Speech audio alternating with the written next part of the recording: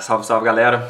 Seguinte, nossa discussão agora sobre um dos principais processos, tanto de economia quanto política da história geral, que foi o período conhecido como imperialismo ou neocolonialismo, certo? E a primeira situação que eu queria deixar claro para vocês é que essa primeira discussão eu vou trabalhar só essa ideia, né, desse grande quadro e desse contexto de produção imperialista. Porque vão existir aí uma série de diferenças e peculiaridades, tanto na dominação da África quanto da dominação da Ásia, certo? Mas nesse primeiro momento eu queria que vocês entendessem um pouquinho melhor a respeito desse contexto, né, de qual é o quadro, quais são as características desse processo e principalmente como é que isso daí tem mudanças e consequências importantíssimas para a história mundial, certo? O primeiro ponto que eu gostaria de chamar a atenção, ele vai ser sobre a diferença que vai existir entre o processo de dominação imperialista e o processo de colonização dos estados modernos, né, que vai estar referente aí às grandes navegações, principalmente no século XV e depois XVI, ok? Então, mesmo esses dois momentos, né, mesmo o processo de colonização e neocolonização serem realizados pelos europeus, existe uma diferença muito grande entre esses dois movimentos, né? Por isso que o próprio apelido do imperialismo, né, ele também é considerado, ele também é chamado de neocolonialismo. E por que ele é novo, né? O que ele tem de novo? Primeiro, no movimento colonialista, nós temos a dominação principalmente do continente americano, certo? O foco de expansão, né, o foco da dominação, ele vai ser via Oceano Atlântico para se chegar nas Américas, realizado aí principalmente pelas duas grandes potências marítimas da época, que é a Espanha e Portugal, mas os ingleses também entram, a França também entra no nível inferior. A característica econômica do processo colonialista, ele faz parte do quadro de mercantilismo, ou seja, o projeto de se ter colônia, né, o objetivo de dominar um estado, de dominar territórios, ele visava o aumento da força do Estado, ok? Ele está envolvido no fortalecimento das monarquias, ele tem a ver com um avanço e com uma lucratividade da burguesia para esses burgueses sustentarem esses estados modernos. E o que está mudando no movimento imperialista? A gente já está discutindo um quadro de revolução industrial, ou seja, o avanço da indústria, o avanço das máquinas, o avanço dessa produção capitalista, certo? Isso muda, porque o objetivo ele já não é mais visando o aumento da força do Estado em si, mas ele visava o lucro individual, o lucro capitalista das empresas, das indústrias, certo? De grandes burgueses, principalmente aí de grandes donos fabris, ok? Então ele se torna um nível muito mais individual. A grande busca é uma busca lucrativa, ou seja, o ganho econômico ele passa a ser o grande movimento, ele passa a ser o grande motor, diferente do que acontece no movimento colonial do século XV, onde o objetivo, de fato, é ganhar dinheiro, né, é lucrar com aquilo, mas para que o Estado, para que a metrópole colonial, ela se fortaleça. Nessa fase imperialista, existe aí um objetivo de lucro econômico, né? Ou seja, se tornar mais rico pela questão financeira. Okay? E o grande contexto aonde esse imperialismo ele avança, o que eu preciso que fique claro é que mesmo a Inglaterra sendo a pioneira no avanço da industrialização, ela vai começar, principalmente ao longo do século XIX, enfrentar concorrência e disputas comerciais com outras nações que vão se aperfeiçoando, que vão se modernizando ao longo do século XIX e começam a fazer frente ao poderio econômico e industrial inglês. Então a França se moderniza e se industrializa, a Bélgica, a Holanda, dois estados novos surgem dentro da Europa para aumentar ainda mais essas disputas comerciais, que é o caso da Alemanha, liderada pela Forte Prússia, né, o estado mais desenvolvido e mais rico no comércio dos estados germânicos, a própria Áustria, a Itália também se forma para colocar aí mais combustível nesse barril de pólvora comercial que é a Europa, mas é uma industrialização que ela também não fica exclusiva só nesse velho continente. Os Estados Unidos na América estão avançando nesse processo, principalmente a porção norte do país, né? Depois da Guerra de Secessão, da Guerra Civil, eles vão implementar um projeto industrial e dentro desse quadro a dominação de praticamente todo o continente, principalmente ali a parte da América Central, onde a influência norte-americana vai ser extremamente forte. Mas a própria doutrina Monroe, né, a América para os americanos, já deixava claro esse espírito imperialista dos estadunidenses, que é de dominar economicamente e politicamente todo o território. E na Ásia vai haver aí uma forte industrialização do próprio Japão, como de todos os estados asiáticos, o mais influenciador e o mais dominante na região, certo?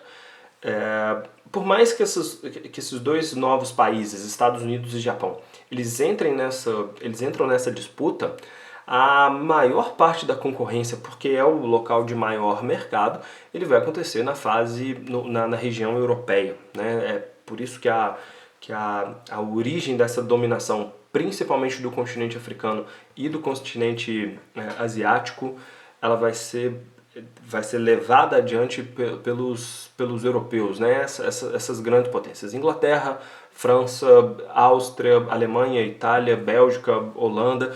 Portugueses e espanhóis também vão estar principalmente na África, mas muito mais ligados no seu antigo império colonial, né? Desde o século XV.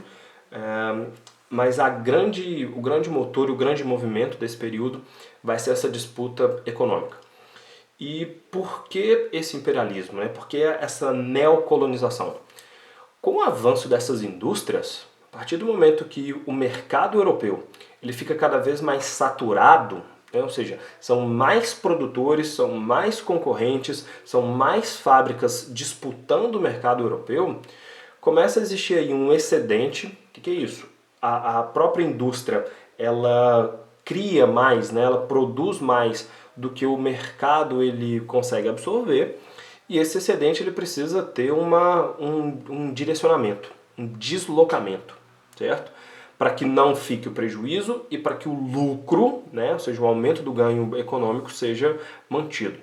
Então, o movimento que esse industrialismo europeu do século XIX ele vai implementar vai ser a abertura de novos mercados, principalmente nesses dois continentes, e a Ásia ela vai ter um ponto principal porque ela já é um continente extremamente populoso, né? Esses dois países aí, China e Índia, já são extremamente habitados, né? Então é um mercado crescente. Mas para levar esses produtos, né? Para levar essa produção para esses continentes, para essas duas regiões, os europeus eles vão usar uma série de estratégias, certo? Então eu preciso que comece a ficar claro que o objetivo principal desse neocolonialismo e desse deslocamento da produção para esses territórios, ele visa o lucro, ok?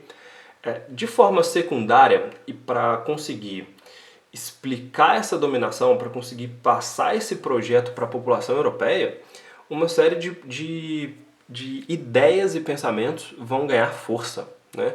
Primeiro, uma teoria do darwinismo social para justificar essa dominação, né? Porque para conseguir vender mais produto, para conseguir que os novos continentes criem matérias-primas de forma mais barata para incentivar e para fornecer produtos para a indústria manufaturar, né? Porque a venda industrial, no fim das contas, ela não tá pensando só no produto final, né? Ela não está pensando só em ganhar mais dinheiro com o produto entregue, se essas nações, se essas fábricas conseguirem uma matéria-prima mais barata, significa que o lucro aumenta. Então, a Ásia e a África elas vão ter esse papel de, além de consumidores, eles vão entregar uma matéria-prima a baixos custos e isso aumenta o lucro, certo? A empresa ela consegue comprar, ela consegue adquirir a matéria-prima cada vez mais baixa e vender esse produto para o mesmo africano ou asiático de forma mais cara. Então, a disputa ela não é só pela venda e pelo consumo, ela vai ser uma disputa entre os europeus pela produção de matéria-prima, né? Pelo acesso a essa matéria-prima. E para justificar isso, essa teoria do darwinismo social, ela vai criar uma ideia de superioridade das raças europeias, né? O homem branco ele é superior, o europeu ele é superior aos outros, visto aí a teoria do Darwin de evolução das espécies, ou seja, o mais adaptado ele vai sobreviver e ele pode justificar a dominação de todos os outros por essa teoria, e os europeus começam a aplicar isso na ideia racista de que eles são mais desenvolvidos, eles são mais merecedores, né, e são mais aptos do que todos os outros. Um outro aporte, né, ao mesmo tempo, né, com uma ideia não tão radical quanto essa do darwinismo social, existe aí o projeto da missão civilizadora. O que é isso? É uma ideia um pouco mais branda de dominação.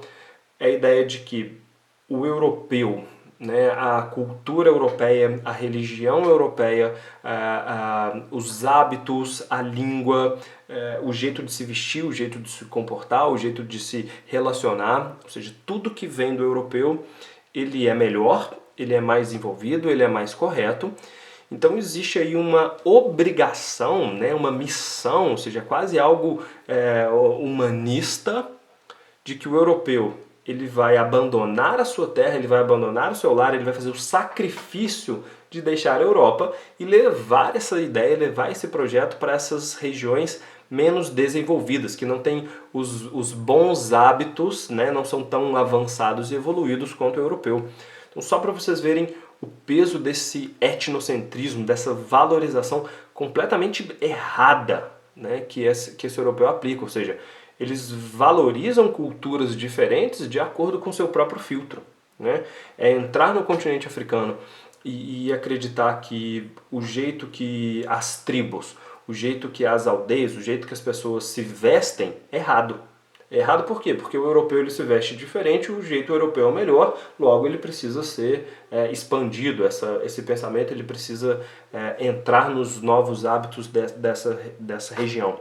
O mesmo vale para a cultura, o mesmo vale para a língua, ou seja, a língua das tribos africanas, a língua dos povos asiáticos, ela é inferior e ela não é a língua correta. Então, os europeus estão fazendo o favor de entregar o seu idioma, que é o idioma correto, que é o costume correto, que é a religião correta, e em troca desse serviço, em troca desse favor, o que eles recebem é a matéria-prima barata, né? É o mercado consumidor, ou seja, é uma troca completamente justa.